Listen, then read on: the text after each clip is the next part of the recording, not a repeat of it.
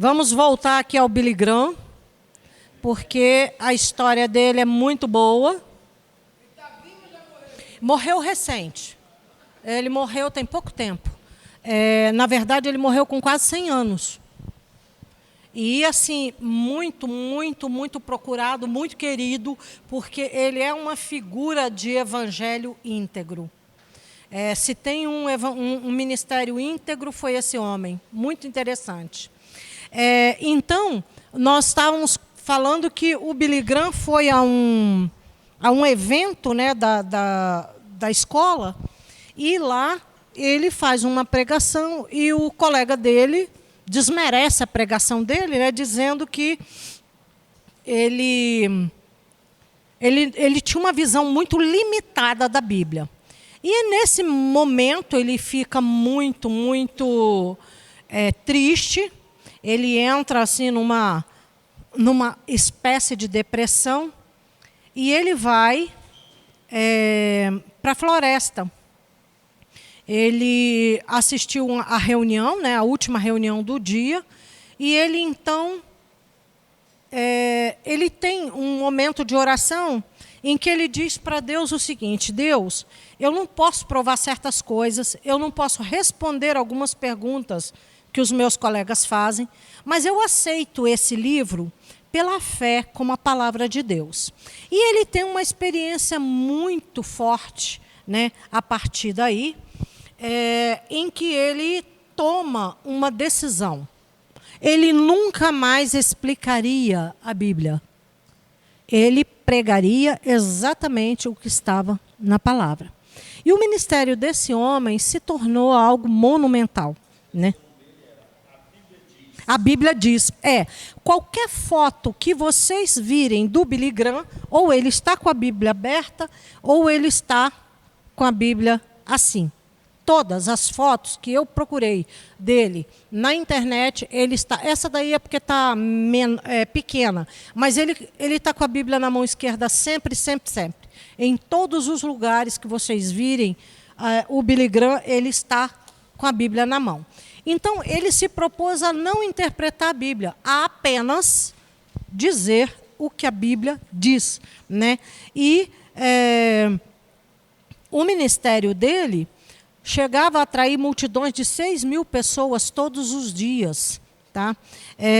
Ele acabou se tornando, né, uma celebridade nacional e, durante 40 anos, esse homem fez campanhas lotadas, de estádios cheios, de convenções assim, lotadas. Ele viajou pelo mundo todo, né? Ele fez uma cruzada em Seul, na Coreia, em 73, que calcula-se que cerca de 3,2 milhões de pessoas assistiram a 5 reuniões dessa campanha, né? O número de participantes nas cruzadas dele eram monumentais. Eu quero falar um pouco sobre... Kathryn Kuhlman, a gente já viu um pouco sobre ela. O Pat Robertson, ele também foi um ministro de cura. Mas eu quero trazer aqui para o Brasil, porque a vida de alguns... a gente fala, né? A gente valoriza muito o exterior, mas eu quero falar um pouco do ministério do Manuel de Melo e Silva no Brasil. Tá? Esse homem, ele nasceu em 1929 e ele é nordestino, né? Ele é pernambucano, nasceu em Água Preta e, como muitos nordestinos, ele foi para São Paulo em busca de trabalho. Ele trabalhava como pedreiro, foi mestre de obras. Ele era uma pessoa de poucos estudos, mas dizem que ele tinha uma pregação muito enfesada, né? Que a pregação dele era muito enfesada, ele pregava assim com uma autoridade muito grande. E ele em 1952 ele teve um problema de saúde muito sério. Ele teve uma parada intestinal e ele quase morreu. E ele foi curado milagrosamente. Então, a partir daí, ele entende que a cura dele só poderia ter sido um ato divino. E ele funda a igreja, né, o Brasil para Cristo. Nesse momento, ele cria um programa pioneiro de rádio. Eu queria brincar com o irmão... Eu queria brincar com o irmão... da rádio, o Irineu, né? Ele cria um programa de rádio e, no meio da criação desse programa, as igrejas dão em cima dele, dizendo que rádio era coisa do diabo. Fala para o Irineu, viu? Que ele tem... exato. Que rádio era coisa do diabo, né? E eu ia falar para o irmão Irineu, tá vendo, irmão Irineu, só tem que ir para a televisão, porque rádio é coisa do diabo. Né? Então, o Manuel me lembrou uma questão. Muitos aqui conheceram a irmã Helena. A irmã Helena esteve aqui na igreja durante uns anos. E o marido dela foi pastor no interior do Rio. E a irmã Helena contava coisas tremendas que aconteciam no ministério do marido dela. Eles foram numa viagem a uma outra cidade fazer uma campanha, e quando eles chegaram nessa cidade no interior do Rio, a igreja havia sido depredada, todas as portas, janelas quebradas, e eles escreveram com fezes, né? A igreja estava cheia de fezes e eles escreveram palavrões fora, fizeram uma campanha contra aquela manifestação, contra aqueles cultos que aconteceriam ali. Então, a gente pensa que certas coisas estão muito distantes da nossa realidade. A irmã Helena morreu com 70 e poucos anos, há alguns anos, e ela viveu isso no Brasil. O Brasil tinha uma cultura católica e pentecostal muito violenta, né? Então, muitas igrejas, outros ministérios não eram aceitos, ministérios evangélicos eram mal vistos, né? E o Manuel de Melo, ele não escapou dessa tendência, né? Exato. Exatamente. A igreja evangélica, ela era vista como um ato de rebelião. Nós tínhamos um país extremamente católico, né? E os poucos evangélicos que tinham eram muito mal vistos. O evangelho era visto como como pessoas que roubavam e etc. O Manuel, ele sofreu perseguições terríveis. A tenda onde ele fazia os cultos, né? Porque geralmente, quando os ministros começavam, geralmente eram tendas de lona nas praças, né? Tinha toda aquela campanha de sair com um megafone, convidando as pessoas. Meu pai contava que no período da guerra, entre 42, por aí, ele era baseado em Campos, ele foi convocado pelo Exército e ele morava em Campos. Então, todos os dias de manhã, o Exército da Salvação saía pelas ruas distribuindo café da manhã para as pessoas de rua. E eles eram muito mal vistos, eles eram chamados de idiotas, de loucos, né? Eu aprendi hinos evangélicos por causa do meu pai. O Exército da Salvação saía pela cidade. Eles tinham uma banda, né? Eles iam tocando um bumbo, eles faziam um alvoroço tremendo.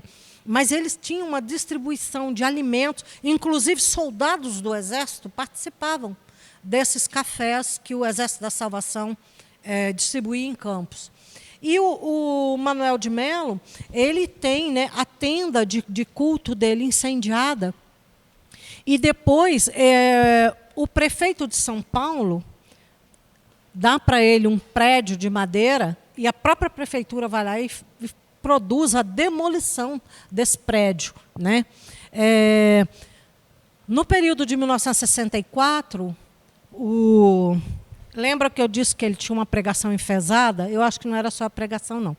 Em 64, quando o regime militar foi instituído no Brasil, ele foi preso muitas vezes como contrário, né, ao governo. E em 64, quando ele ia fazer os cultos, a Polícia Federal vigiava os cultos dele. Aí ele tinha uma maneira muito interessante, ele saudava, né, a todos e dizia assim: e vocês da Polícia Federal que estão aqui me vigiando, liguem os seus gravadores porque eu vou começar a minha pregação agora. Era uma ousadia numa época que a gente não falava mal do governo, né? Ele falava publicamente: vocês da Polícia Federal que estão aqui me vigiando, podem ligar seus gravadores que minha pregação vai começar agora. E ele foi um benemérito, né? As obras sociais dele falaram muito alto. Ele criou hospitais, né? Clínicas, creches, centros de recuperação. Ele chegou ao ponto de ser recebido pelo presidente Jimmy Carter e pela rainha Elizabeth, né? As missões da igreja que ele fundou, né, estão em 21 países hoje. E ele teve o trabalho dele reconhecido, né, nacionalmente pela revista Veja. Ele foi capa da Veja em 81 pelas obras sociais e pelo ministério poderosíssimo que ele levantou, né, no Brasil.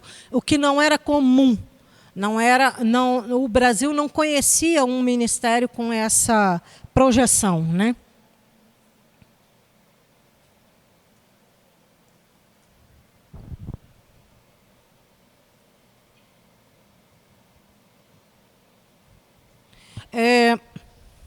Deixa eu passar aqui porque para terminar essa parte sobre evangelismo, sobre as campanhas de cura e etc., né? Esses evangelistas que fizeram parte do ministério de cura, todos eles eram, na verdade, pastores e que foram sendo direcionados, né, ou por necessidades pessoais ou por direção de Deus, eles foram sendo direcionados para entender o que era a cura divina. Geralmente, esses ministérios eram independentes e itinerantes. Eles faziam campanhas, né, em vários lugares. Uma das questões que mais mobilizou ou prejudicou os ministérios independentes era a questão financeira. Eu falei para vocês sobre o Gordon Lindsay, né, que Gordon Lindsay foi levantado por Deus para organizar a administração de ministérios, principalmente de ministérios individuais, porque corria muito dinheiro dentro desses ministérios. Havia uma abundância enorme. Esses pastores geralmente eram independentes, eles não faziam parte de uma congregação. Então, todo o dinheiro dos ministérios dele vinham das pessoas e das campanhas, né? E, geralmente, isso acabou prejudicando a vida de alguns, a falta de comunicação. Era comum rivalidade entre as denominações, nós acabamos de falar agora, né? Que era muito comum que as denominações da época se achassem donas daquele território, né? Então, era um evangelho agressivo, territorial, né? Aqui ninguém tasca, não pode ter outra igreja, não pode ter outro ministério concorrendo com o meu, porque isso sempre tem um fundamento. Aonde tem dinheiro correndo, tem disputa, tem briga, tem separações, né? Nesse período surge, né, a TV e, principalmente no Brasil, e a televisão deu um destaque muito grande ao evangelho, porque a televisão entra em qualquer casa, né? Então, os televangelistas surgem nesse período, no Brasil principalmente.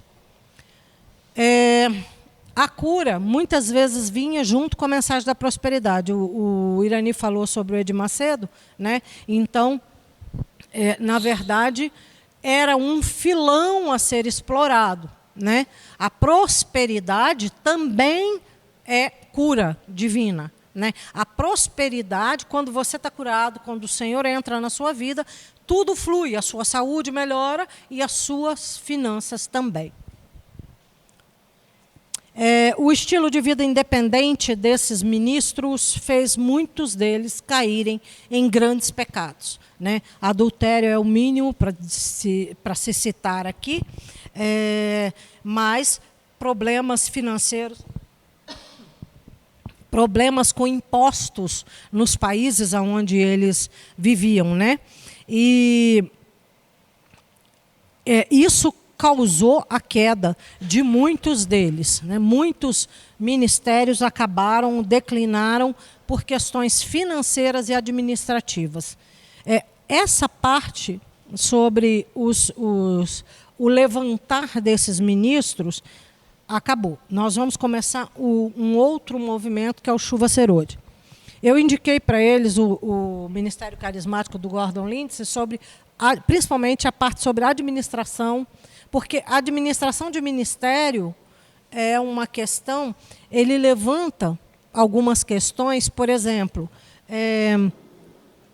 muitos ministros esqueciam que igreja, templo, né? Que o templo é material. Então, você paga imposto, água, luz, telefone, você paga equipes de limpeza, você paga secretários, você tem um corpo de funcionários que precisam receber. Então, nós estamos trabalhando um curso de teologia que é um preparo para aqui e para lá. Tá? A igreja está na terra por enquanto, então nós temos questões administrativas a serem trabalhadas. Por que tantos escândalos? Por que tantos ministérios fracassados? Porque o William Branham, por exemplo, ele teve muitos problemas e muitas acusações nas questões financeiras. Então, é importantíssimo, todo servo de Deus, eu acho que a administração deveria ser dada no jardim, né? No jardim 1, começar a... Se um dia eu for ministra da educação, eu vou instituir curso de administração financeira na pré-escola, porque a criança tem que saber, né? Se ela tem 2 balinhas, ela precisa guardar uma para depois do almoço, porque vocês não imaginam o quanto é difícil administrar. A administração, nós temos uma noção de que, como a igreja é um governo de Deus na terra, ele que se vire. Né? A igreja não é de Deus, então ele que se vire. É ele que tem que administrar. Ele tem o poder. Não. Nós estamos na terra e a igreja é administrada por pessoas. Então, nós temos que entender do espiritual e do natural. Né? A nossa parte sobre os ministérios carismáticos fica aqui. Eu quero trabalhar agora um outro movimento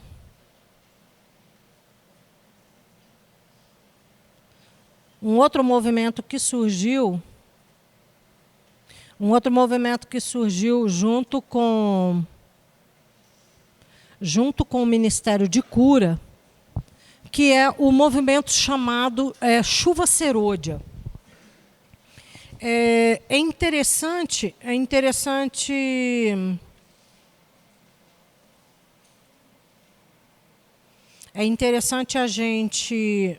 a gente entender os moveres de Deus, né? Porque o movimento Chuva Serôdia acontece basicamente ao mesmo tempo que os grandes ministérios que aconteceram.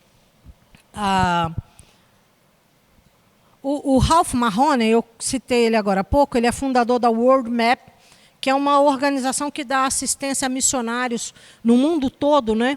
E ele é o editor da revista Atos.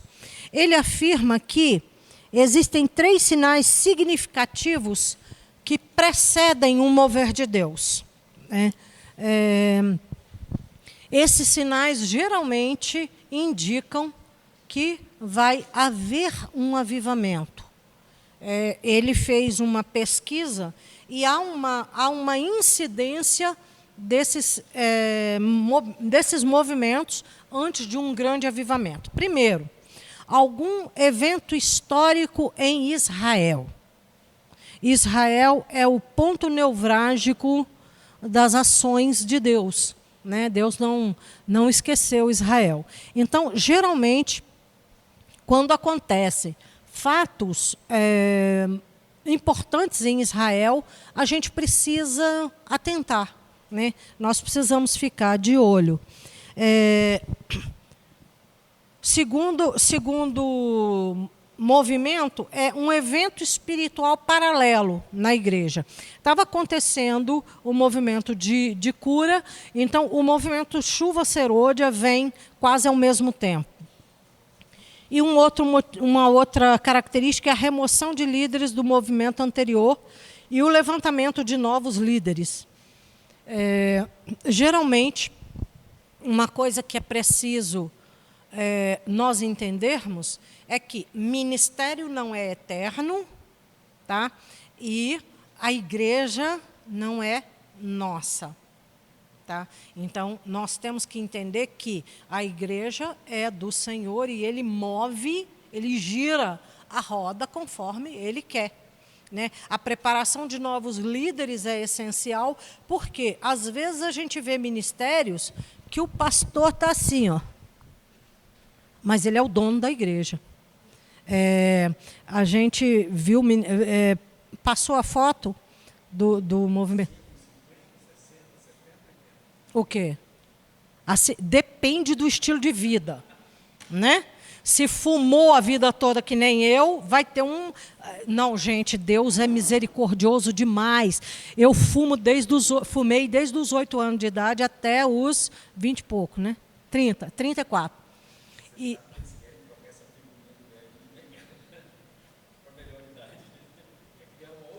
Graças a Deus, né? Graças a Deus, porque senão eu ia ficar muito, muito brava. Então, graças a Deus, as nossas gerações estão mudando, né? Mas vocês imaginem Eu já estou esquecendo. Eu fiquei contente que o Irani também custou a falar o nome do missionário, né? Ele é um pouquinho mais velho que eu, então, assim, eu me conformei. Mas o que a gente precisa entender é que a igreja não é nossa e ela é eterna porque ela é de Deus, mas o ancião não é eterno. Né? O ancião precisa ser trocado. Ancião de igreja é igual fralda de menino, precisa ser trocado de vez em quando. Né? Porque a própria conjuntura do mundo fica defasada. Né? A gente tem mentalidade que a garotada de hoje não tem mais. O evangelho para eles hoje é internet, é outra coisa, é outro departamento. Né? Então,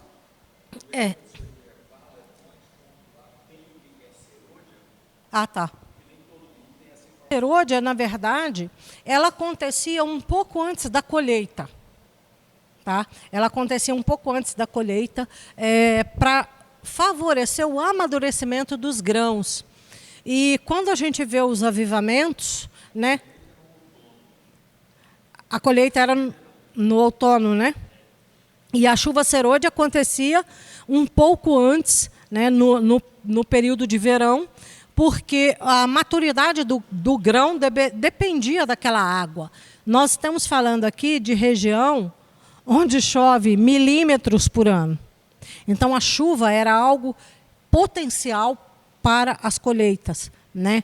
E o nome chuva serôdia, como um movimento de avivamento, tem muito a ver com a igreja, porque os avivamentos preparam a terra para grandes situações, né? Para grandes questões. Esses movimentos vieram depois da Segunda Guerra Mundial.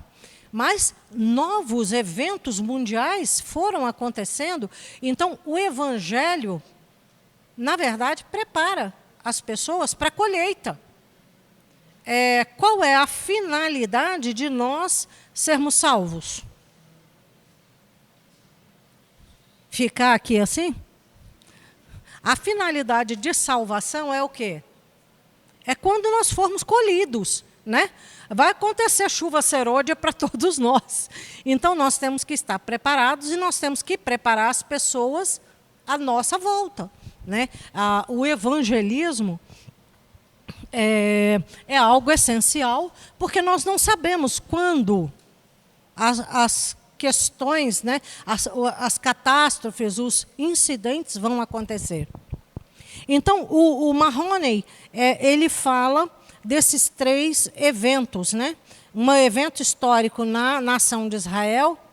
Esses dias eu não sou profeta não, tá? Mas esses dias eu estava vendo umas notícias a respeito de Israel, e a Lívia olhou para mim na hora, né, que a notícia estava passando, a gente se olhou, ela baixou a cabeça e falou assim: Israel está movimentado, né? Então, nossos olhos, além de estarem em Cristo, Israel é um ponteiro de marcação para muitas coisas, muitos eventos no mundo, né? Evento espiritual paralelo na igreja, repetindo, né? Remoção de líderes do mover anterior com levantamento de novos líderes. Então, Israel, no ano de 48, foi declarado o nascimento do Estado de Israel. Israel, aquele bloco ali, Arábia, Jordânia, aquele bloco do Oriente Médio, é um bloco bastante confuso em termos de divisões de terras. Tá? Quando nós lemos a Bíblia, principalmente a história de Abraão, porque os eventos históricos parece que estão assim, não, gente, nós estamos no século XXI, que isso? Quando você lê a vida de Abraão e as profecias que foram feitas a Abraão, você entende a história de Israel. Quando Abraão teve Ismael com a serva, chegou uma hora que Sara se sentiu enciumada com Ismael, e ela, então, primeiro ela futucou Abraão para ter um filho com a serva. Quando o filho da serva estava grandinho e que ela teve Isaac, começa uma rixa de irmãos que é natural. Aí ela pensou, dei mancada, eu tenho que me livrar dessa mulher com o filho dela. Porque o filho dela é o mais velho, automaticamente vai ser o herdeiro. E o da promessa já veio, de mim. Né? Ela antecipou a promessa e depois ela ficou com 2 problemas. O da promessa nasceu e tinha um afiliado que não era da promessa. Aí Abraão despede Agar junto com Ismael, e Agar vai descendo, porque ela era egípcia. Agar vai descendo, vamos fazer de conta que aqui é o Mediterrâneo, aqui está a região que hoje é Israel, a Jordânia por aqui, e aqui a gente tem a confluência do Mar Vermelho e o Egito. O que acontece? Agar sai daqui e ela vem descendo porque ela ia voltar para o Egito, que era a terra dela, junto com Ismael. No meio do caminho, o anjo encontra com ela e diz, não, você não vai voltar para lá não, porque o Senhor fez promessa para o teu filho também. Ele vai ser uma grande nação, ele vai morar na frente dos irmãos dele e vai ser uma guerra contínua. Aonde vem Ismael? Ismael vem morar aqui, vizinho dos irmãozinhos, e o pau quebra até hoje. Né? E aí a gente pensa, né? Nossa, que mancada, né? Não, ela não. Que maldito Abraão, né? Que não segurava as coisas na calça, né? Então, maldita Sara. Vamos começar nos malditos, né? Maldita Sara, maldito Abraão que acolheu a ideia, né? Meus cabelinhos curtos, porque eu sou feminista mesmo, assumida, né? Não acho que só a mulher tem culpa. Exatamente. Tá certo, Marco. Se ela fosse feia, capengada, Abraão não ia encarar, né? Então, exatamente, ela foi um presente. Exato. Ela foi presente quando eles andaram pelo Egito. Eles trouxeram H de volta porque ela foi um presente do faraó. E o resultado está aí, ó. Pula a cerca que vocês vão ver, né? Fica a dica, né? É uma dica interessante. Consequências trágicas, gente. Isso é de quando a Bíblia começa e o problema está até hoje. 4.000 anos de guerra entre esses povos. Por quê? Ismael também tem 12 filhinhos, igual Jacó. A história de Ismael e a de Jacó andam paralelas. Ismael também tem 12 filhos. Desses filhos de Ismael surge mais recentemente o islamismo. Né? Quem que os islamitas procuram matar? Cristão. Né? Essa briga, a gente pensa assim, não, acabou. Teve o filho, teve o prazer, né? Teve o filho, acabou. Não. Questões espirituais ficam, né, pendentes na espiritualidade. Então, aí, depois de Israel muito sofrer, o que acontece?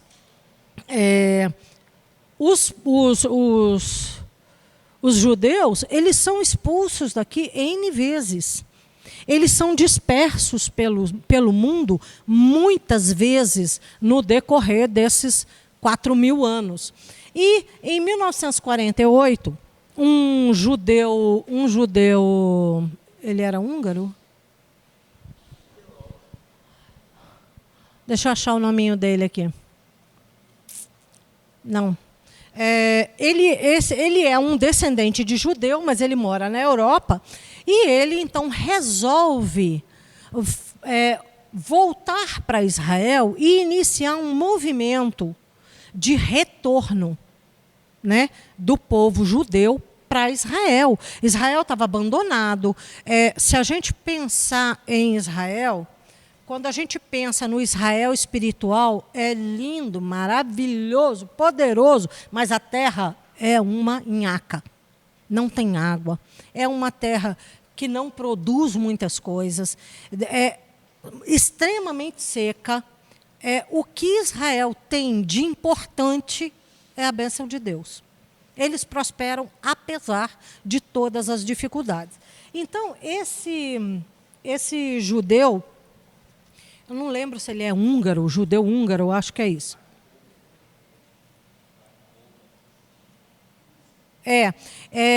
Ele tem a ideia de voltar para Israel e começar um movimento que foi chamado de movimento sionista, que é preparar Israel e trazer de volta todos os irmãos judeus que estavam vivendo fora do mundo, fora da terra, em outros lugares do mundo. E ele, então, começa esse movimento, que foi chamado de sionista.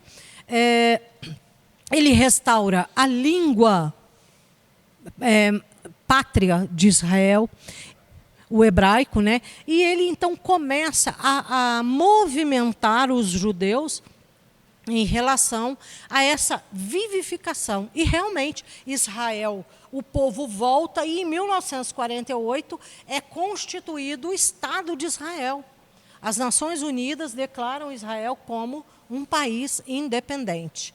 Isso dá força, né? Devolve a Israel o poder de nação e espiritualmente isso tem reflexos, né? Porque a volta de Jesus vai ser aqui. Foi preparado, assim como o nascimento de Jesus foi preparado para que ele viesse, a volta dele também vai acontecer aqui. Reconstrução do templo, a história de Israel é interessantíssima, porque todo rei que dominou Israel derrubou um pedaço do templo. Hoje tem uma mesquita, né, islâmica em cima de onde foi o templo de Jerusalém. E aí, mais uma vez, a gente entende o quê? Que Deus, quando quer fazer, não tem problema. Aquela mesquita, num terremoto, roda, beleza, né? Então, Deus não tem problema de levantar pessoas. Deus não tem problema de restaurar nações. Isso, para Deus, não é problema nenhum. Isso vai acontecer no momento certo.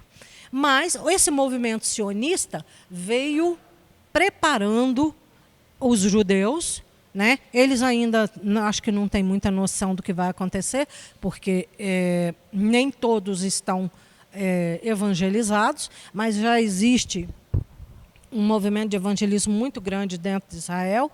Israel é um lugar, Jerusalém é uma bomba acionada.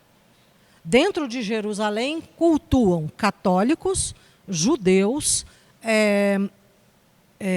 cristãos evangélicos e várias outras, cristãos ortodoxos, todo tipo de igreja acontece dentro de Israel. É um barril de pólvora, né? É um verdadeiro barril de pólvora. Mas está no comando, né, de Deus. Então, esse movimento de chuva serôdia, ele vai trazendo, ele foi parecido com o movimento pentecostal do século XX, por quê? Porque ele trouxe o zelo pelo sobrenatural, né?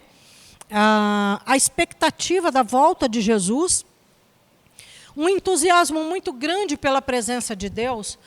Hoje, nós vivemos um tempo de igreja sem avivamento. Uma igreja assim, que está numa rotina diária, né? Porque os tempos de avivamento são muito diferentes da nossa realidade. Detalhe, somos nós que trazemos o avivamento. Tá? É o nosso empenho, a nossa dedicação que traz a presença de Deus até a terra. Porque Deus não é intrometido. Se ninguém está querendo, ele olha, ele fica olhando. Mas se começa o clamor, se começa a busca por ele, uma busca realmente grande, ele se apresenta a nós, né?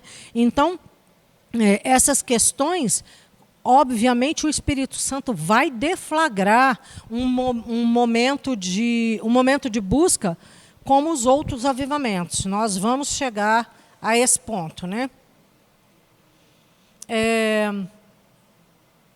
Então, o movimento Chuva Serôdia foi um movimento de busca desse refrigério da presença de Deus sobre a terra, né? Segundo os autores, né, algumas gotas desse avivamento já estavam sobre a terra, já estava acontecendo, e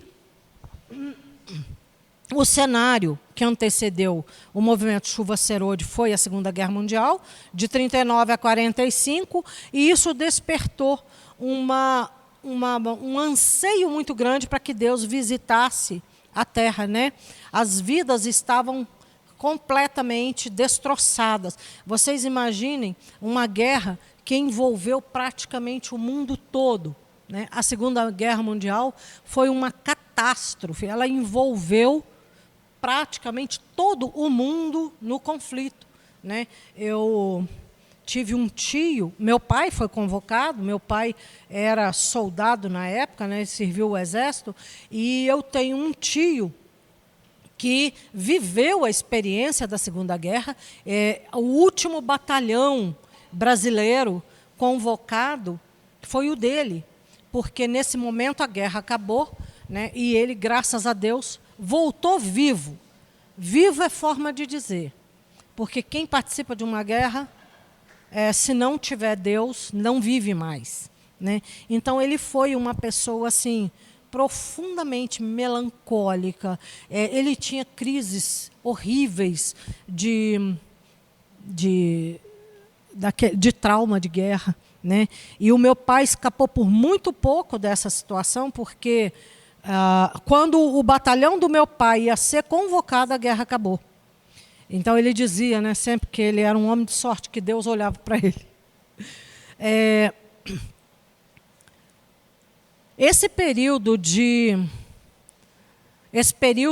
busca, né, esse período de sequidão que estava acontecendo, foi descrito por Karl Brumback da seguinte forma: a profundidade de adoração e a operação dos dons do Espírito, tão em evidência, né, nas décadas anteriores, não eram mais tão proeminentes nos anos 30 e 40, porque isso é uma coisa com a qual nós precisamos acostumar.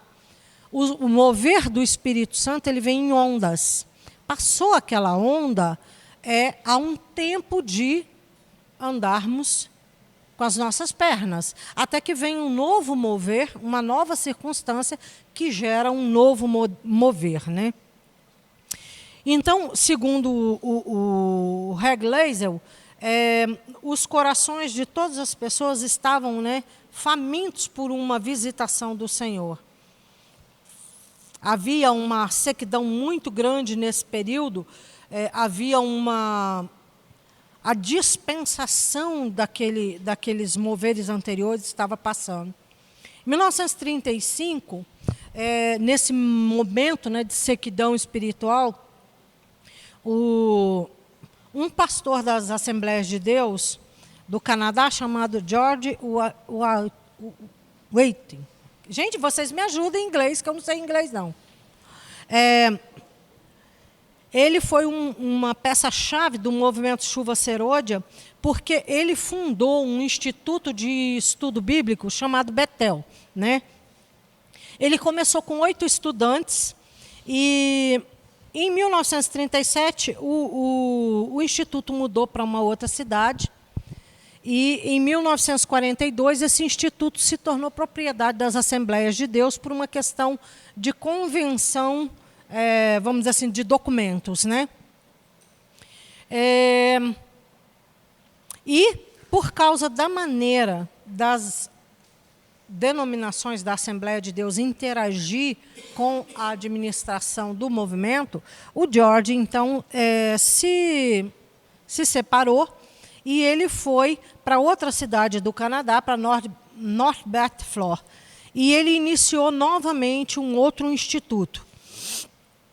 E aí, dentro desse instituto, é interessante a gente entender que esses institutos criados pelas igrejas eram escolas comuns. Um exemplo mais próximo que a gente tem é a Igreja Adventista. A Igreja Adventista tem escolas, da pré-escola até a universidade. Então, basicamente, essa ideia de estudar e estar ligado a uma denominação é uma herança americana, né? As escolas religiosas são uma herança americana e, mais tarde, missões católicas também fundaram muitas escolas no Brasil. Então, era uma atividade normal da igreja ter escolas, né? Era um padrão das igrejas ter escolas. Eu mesmo estudei da pré-escola até a 8ª série numa escola de freiras. Então, era muito comum que freiras missionárias, as freiras da minha escola, elas vieram todas da Itália, da África. Então, era comum que freiras missionárias fundassem escolas nas regiões onde elas iam viver. E essa escola, então, do George, ela vai ela vai se desenvolvendo, né? Chega um ponto que 70 estudantes deixam, né, essa escola e vão iniciar trabalhos independentes. E, nesse momento, o Holt recebeu uma vivificação dos versículos 18 e 19 de Isaías 43, sobre a coisa nova que Deus estava fazendo sobre a terra, né? Ele e o George se juntaram e vários irmãos assistiram uma campanha do William Branham no Canadá, e eles ficaram realmente impressionados com as manifestações sobrenaturais das campanhas do Branham. E eles voltam, né? E eles escrevem num periódico da escola, e uma das frases é o seguinte: todos os grandes derramamentos do passado tiveram verdades principais. A verdade de Lutero foi a justificação pela fé, né? A de Wesley foi a santificação. E o derramamento pentecostal restaurou o batismo do Espírito Santo. Uma coisa que acontece normalmente em tempos de, vamos dizer assim, ressaca da igreja, é que os dons do Espírito Santo não são manifestos como nesses períodos de avivamento. A gente sabe que tem, mas não experimenta esses dons com toda a força, né? E, algum tempo depois, os irmãos de North Battleford começam a orar, a jejuar e começam a buscar por esse avivamento. Acontecem, né, as imposições de mãos.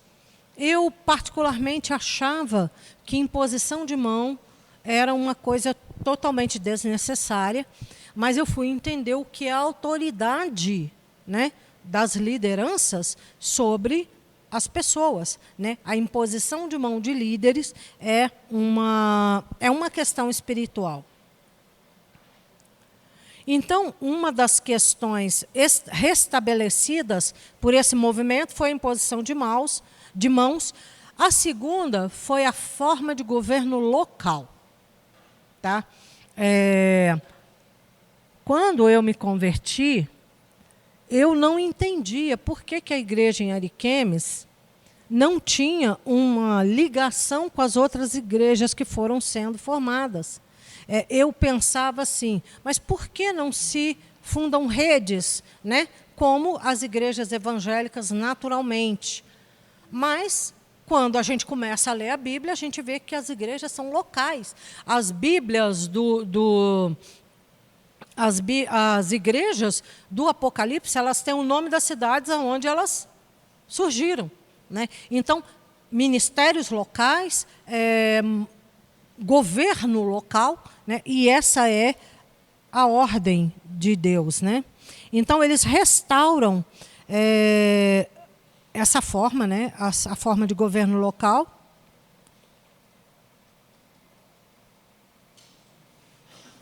E uma coisa que moveu esse avivamento foi a leitura do livro Poder Atômico com Deus através de jejum e oração, de Franklin Hall. E ele trouxe, né, Franklin Hall, ele saiu da igreja metodista e ele escreveu esse livro sobre a verdade do jejum, né, o poder do jejum na quebra de entraves, na quebra de possessões de terra, né? Eu não sei se vocês entendem assim, mas a terra foi dada a Satanás, não foi?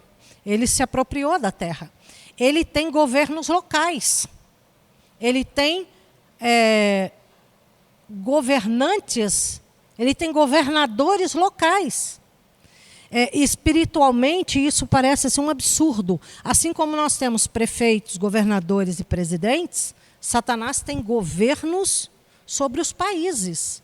Foi dado a ele. Então, ou nós tomamos de volta esse poder. Tem uma coisa interessante na comissão dos 70, que Jesus, antes de ir se apresentar às cidades, ele comissionou 70 discípulos para irem, né? E Jesus dá para eles a ordem de curarem enfermos, socorrerem as pessoas e anunciar que o reino de Deus era chegado. É preciso limpar a era, né, para que o reino de Deus se estabeleça. Então, uma coisa que impressionou os discípulos, eles voltam felizes da vida, falando para Jesus, os demônios nos obedeceram. Isso deveria ser comum entre nós. Onde a gente chegasse, os demônios tinham que correr. Né? A presença de um cristão deveria colocar as castas de demônio para correr daquele lugar. Porque é isso que esses avivamentos percebem, que haviam governos, que havia legalidade para que aqueles demônios estivessem naquelas regiões e que eles iam, as campanhas e os cristãos iam removendo o poder dos demônios daqueles lugares. Né? Então, essa verdade do livro do Franklin Hall sobre jejum e oração, ela é muito séria, porque não tem outra forma de combater o reino espiritual a não ser por jejum e oração. Né? Eu fui espírita e a gente não lidava com espírito bonzinho nos terreiros. Né? E a arrogância dos demônios é uma coisa sobrenatural, realmente. A fala, o poder, as manifestações são tenebrosas. Então, hoje eu entendo que expulsar demônios territoriais é uma obra de jejum e de oração. Né? Nós precisamos tomar posse primeiro da nossa casa, do nosso quintal, né? da nossa rua, através de jejum e oração, os demônios vão sendo retirados. E o que aconteceu nessa escola é que, a partir da leitura desse livro do Franklin, a escola começou um movimento de jejum e de orações, né? E de acordo com George, que era o diretor, algumas pessoas jejuaram 3 dias, outros jejuaram 10, outros jejuaram 2 semanas, alguns jejuaram até 3 semanas. Né? Teve um homem que jejuou 40 dias. Então, os jejuns foram movendo até que a Escola Bíblica Saron recebeu esse avivamento em 21 de outubro de 47. E eles eles retratam esse avivamento como uma restauração profunda que aconteceu na vida dos membros da escola, primeiro. Né? E que eles só não jejuaram no Natal e no Ano Novo, mas eles continuaram jejuando depois, até que o avivamento irrompeu. E em fevereiro de 48 foi dada uma profecia aos jovens da escola. Uma moça disse para o líder, né? Nós estávamos na beiradinha do avivamento. Tudo que nós tínhamos que fazer era abrir a porta.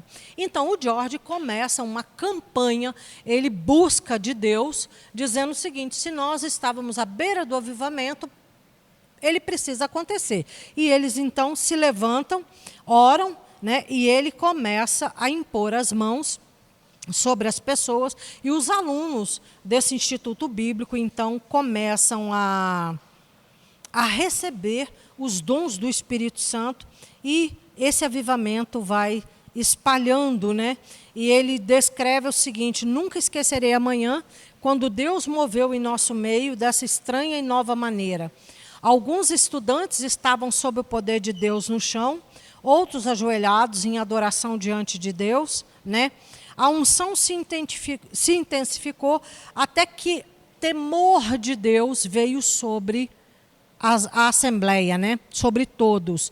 E aí o Senhor disse a um dos irmãos daquela reunião: vá e imponha a mão sobre certos estudantes, sobre um certo estudante, e ore por ele. E ele foi, foram dadas profecias, né, a esse irmão, e esses alunos foram missionários, eles levaram esse avivamento, né? Eles saíram da escola e levaram esse avivamento. Então, os tempos de jejum, de oração e de encontros, ele é muito importante para restaurar verdades fundamentais nas nossas vidas, né? Um dos motivos desse avivamento, uma das bases desse avivamento foi o livro, né, da Marie B. Woodworth, O Poder Atômico com Deus através do jejum e da oração. O que nós vemos aqui a respeito do movimento Chuva Serôdia? O movimento, como todos os outros movimentos, eu quero ficar para cá, que eu quero explicar um pouco aqui está maior. Os pontos positivos, todos os avivamentos têm pontos positivos, e eu acredito que quando esses avivamentos estão para terminar, ocorrem alguns fatos que declinam, né, aquele mover. Então, as verdades restauradas desse avivamento Chuva Serôdia foi, em primeiro lugar, os 5 ministérios de Efésios 4. Tá? A igreja precisa operar dentro desses 5 ministérios. Então, tem apóstolos, tem pastores, tem mestres, tem evangelistas. Então, a igreja é composta desses 5 ministérios, né? O corpo de Cristo é um organismo vivo e não é uma organização. Os avivamentos servem para derrubar paredes denominacionais. Porque quando o mover do Espírito Santo chega, é todo mundo irmão. A minha igreja não é melhor que a sua. O meu ministério não é melhor que o seu. Geralmente Deus faz uma derrubada, né? Ministros muito poderosos caem, né? Então a arrogância ministerial é nivelada, todos são ministros, todos operam na igreja, cada um com o seu dom, cada um com o seu ministério. O sistema de governo é local. Geralmente os avivamentos trazem, né, a ideia de que as igrejas não são uniformes, cada uma tem a sua estratégia, a sua estrutura, e elas são locais, né? Uma igreja aqui no Brasil não vai... o modus operandi dela não é igual de uma que opera na África, opera nos Estados Unidos, né? Nós temos peculiaridades que são próprias da igreja no Brasil. A igreja será restaurada antes da vinda de Jesus, isso é matemático, né? Não precisa nem considerar. Os 9 dons eram recebidos pela imposição de mãos. Então, os dons que operam na igreja são distribuídos pelas autoridades da igreja. Adoração no Espírito e cânticos proféticos. Então, haviam reuniões onde havia um tempo gasto com louvor e adoração. Tá? Isso é fundamental. Entendimento que as festas dos tabernáculos representam. A Páscoa representa a salvação, o Pentecoste, o batismo no Espírito, e tabernáculos, que é o último mover, né? É a vinda de Jesus para habitar com a igreja. muitas igrejas foram positivamente influenciadas e quebraram códigos de rigidez, códigos denominacionais e se abriram para compreender. Eu não sei quanto a vocês, mas eu nasci na igreja local, eu não tenho experiência em outros ministérios, mas a rivalidade é uma das coisas que atrasam o mover de Deus sobre o Brasil, né? Os movimentos, as brigas, as divergências com base em visões daquele ministério, cada ministério tem uma visão. Então, há uma divergência, e isso não é de agora, isso é muito antigo, desde que as igrejas surgem. Uma coisa difícil de entender é que as localidades têm peculiaridades próprias daquela região, daquela cidade. Torno a dizer que as igrejas do início do Novo Testamento, elas recebem o nome da cidade onde elas foram fundadas, é a igreja de Éfeso, de Tiatira, né? Então, a ideia de ministérios independentes veio depois, né, como uma forma até de arrogância humana, né? Pontos controversos do movimento Chuva Serôdia, né? Imposição de mãos. Esse grupo, aí vem a questão do orgulho humano. Esse grupo que recebeu o avivamento na escola do George Hall, eles começam a ir em outras igrejas, impondo as mãos sobre os irmãos e desrespeitando a individualidade das outras igrejas. Então, essa ideia de igreja local, né, eles começam a exercer autoridade sobre as outras denominações, eles começam a invadir as denominações e operar nas denominações como os mandantes daquele avivamento, né? Isso foi um ponto controverso, negativo, dentro do movimento Chuva Serôdia. Supervalorização dos dons e não da palavra. Gente, como é fácil a gente confundir o carisma com o caráter. O carisma são os dons. O caráter é o que a palavra gera na nossa vida, né? Então, como os dons não dependem de nós, é uma coisa... No mundo, falta do caráter. Quando a gente aprofunda nesses ministérios, a gente começa a ver que todos os erros humanos estavam ali sem tratamento. O carisma era tremendo, mas adultério, roubo, sonegação de impostos, tudo isso acontecia e acontece dentro desses movimentos. Então, carisma sem caráter é morte. O Espírito Santo bate em retirada. Por isso é tão importante. Eu tive muitas discussões com Deus, porque eu não aceitava o modelo de igreja, né, que eu vim congregar. Eu dizia, aquela igreja é muito fraca. Não tem alvoroço, né?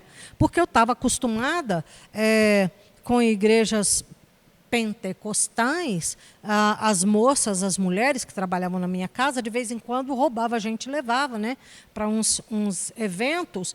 Então, eu estava acostumada com aquilo. E também estava acostumada a ouvir as críticas e as piadinhas, porque chegava um determinado momento, as portas de algumas igrejas eram fechadas e era uma gritaria, um barulho. Eu tinha um problema seríssimo com isso. Acho que eu sou meio autista, então aquele barulho me incomodava profundamente. E aí a gente ouvia piadinhas, né? Ah, o Espírito está descendo, está botando fogo na igreja, por isso que as pessoas estão gritando. E ninguém explicava, né? Eu cresci com uma interpretação horrível sobre dons espirituais. Então, que fique claro, né? Dentro da nossa mente, que o carisma e o caráter têm que vir juntos. Eu, às vezes, me perguntava, eu estudava numa escola de freira, eu frequentava algumas igrejas pentecostais, e eu nunca via Jesus. Eu perguntava, Jesus gritava? Eu me perguntava isso desde adolescente. Jesus gritava? O Espírito Santo precisa fazer essa confusão? Eu cresci com essa dúvida até começar a estudar sobre a história da igreja. Porque não vou dizer que não hajam manifestações, há cânticos. Agora, eu já ouvi casos em que a pessoa ajoelha no chão e sai gritando como um boi, como um bode. Vocês que pesquisem depois, vão atrás. Tá? Não estou aqui para falar. Você concorda? Você já viu disso? Hã? Não entendi. Não, hoje não. Comer grama já está ultrapassado, tem coisa mais moderna. Tem coisa mais moderna acontecendo. Então, não, comer grama já é coisa, já está atrasado, tem coisas tem unções bem mais modernas, entendeu? Bem mais atualizadas. Tem essa? Nossa, meu marido vai gostar muito, ele vai querer essa unção. Então, qual que é a unção do futebol? Joga a bola lá, os caras ficam chutando a bola, ninguém a bola pegar, cai no chão. Jesus me recolhe antes que eu veja coisas piores. Então, né? Carisma sem caráter é um negócio muito sério. Eu já ouvi falar de unções em que, se a sua esposa não concorda com você, você pode ter uma outra, né? Entende? Né? Não vai para o jejum e para a oração, não, para ver, né? Essa eu queria ver, eu ia para... Né? O movimento é uma que os Beatles tocam, eu vou. Porque é mais fácil trocar a esposa, né? Estudar, trocar o diploma é mais difícil, né? Porque ele vai ter que estudar 5 anos de engenharia, vai ter que fazer uma pós-graduação. Então, a gente percebe o quê? Que o caráter humano pode influenciar profundamente ministérios que teriam tudo para ser riquíssimos, espirituais, trazer a presença de Deus para a terra e que esbarram nessas humanidades, né? É muito fácil o carisma, que é o dom, né? É muito fácil de adquirir, né? Jejuns frequentes e oração traz. Gente, a gente acha que jejum é prerrogativa de igreja evangélica, não é não. No satanismo se jejua muito. No islamismo se jejua muito. O último Ramadã foi pela evangelização islâmica do Brasil. Tá? Rio Grande do Sul, Paraná, a região de Foz do Iguaçu está totalmente islamizada. Nós estamos dormindo, né? O islamismo está crescendo numa proporção gigantesca. Há alguns anos atrás, nós fomos ao Rio e a Lívia falou assim: pai, eu quero ir no centro histórico do Rio, aonde foi fundado o primeiro Banco do Brasil, aonde foram fundadas as primeiras instituições de governo. É o centro do Rio, é na Praça 15. Eu quero ir lá, eu quero conhecer esse lugar.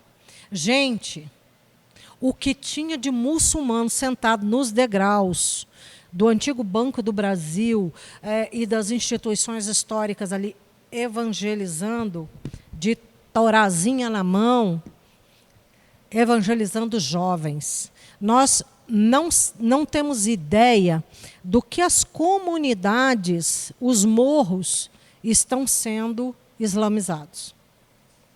A gente não tem ideia.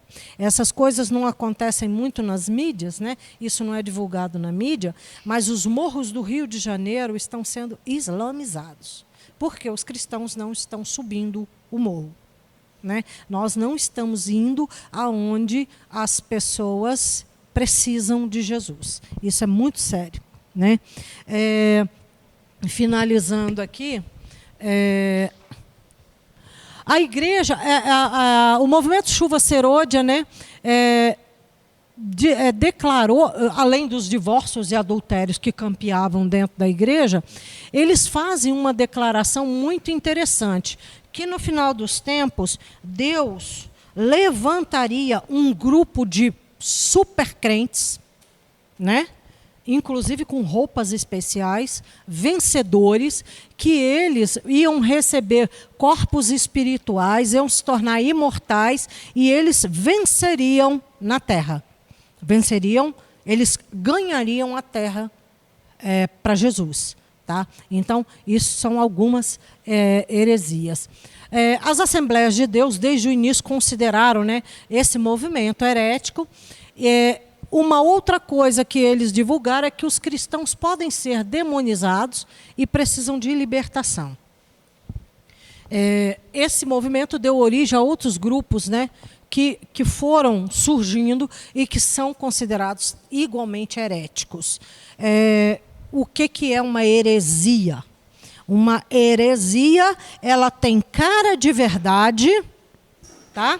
Ela tem jeito de verdade, mas ela tem um ponto que destoa com a palavra.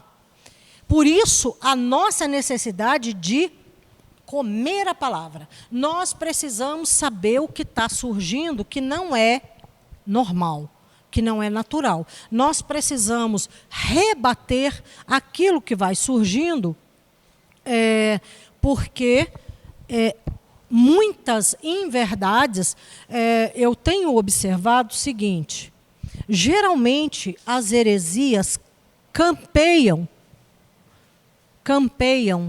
em regiões de pouca cultura, de pouca informação.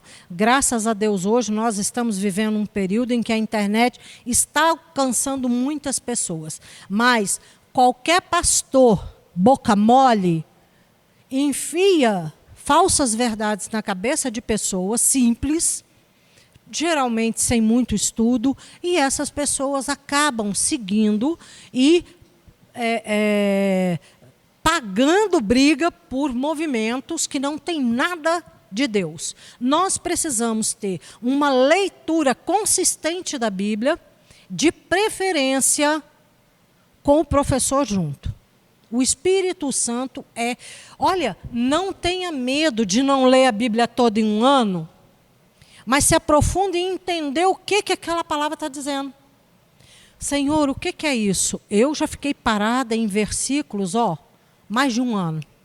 Eu li até outras coisas, mas eu voltava ali e dizia: Senhor, não entendo isso. Se o Senhor não me disser o que é, se o Senhor não me revelar, eu vou entender errado e vou fazer besteira. Porque o Senhor sabe que eu sou do tipo, né, que faz uma besteira. Então, eu às vezes ficava parada ali naqueles versículos. Gente, o Marco riu. Marco, minha oração é muito típica. Eu entro para orar e digo assim: Senhor, não estou entendendo nada. Ou o Senhor bota a mão, eu vou botar a minha, hein? E se eu botar a minha, o negócio vai ficar feio. Então, o Espírito Santo de vez em quando me dá umas coças por causa dessas orações, né, básicas assim.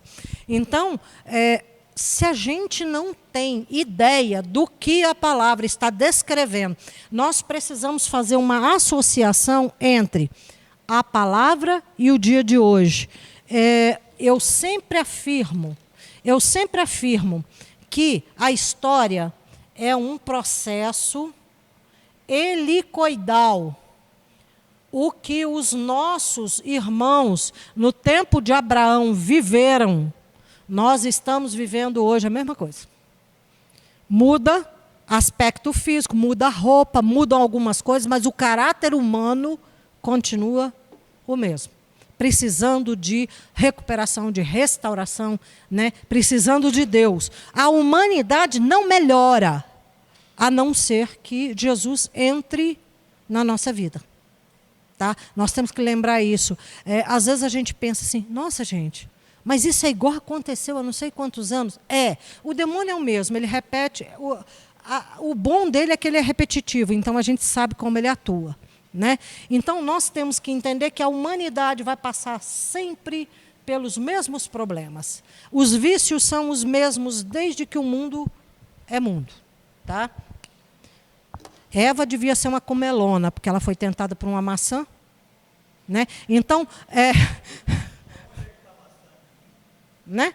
Então, hoje maçã é só dieta, né? Só nas dietas. Mas nós temos os mesmos vícios de todos os tempos. Vamos lá, pessoal.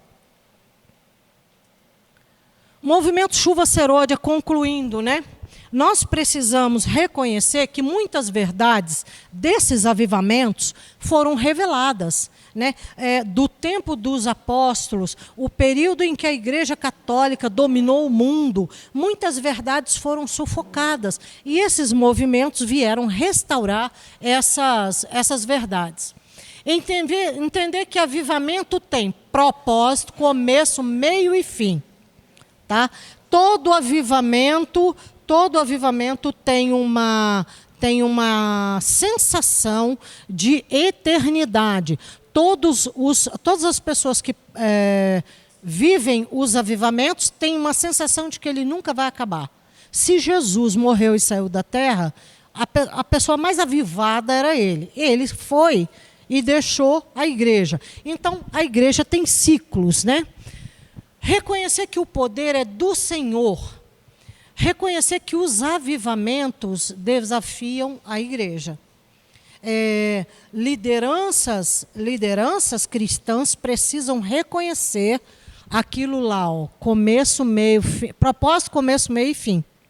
Porque há uma tendência de que os avivamentos enchem as igrejas. Avivamentos geralmente trazem muitos recursos e é bom a gente ficar embarcado na ideia do avivamento. Não, o avivamento continua, está todo mundo se matando dentro da igreja, mas a ideia de uma igreja avivada permanece. Né?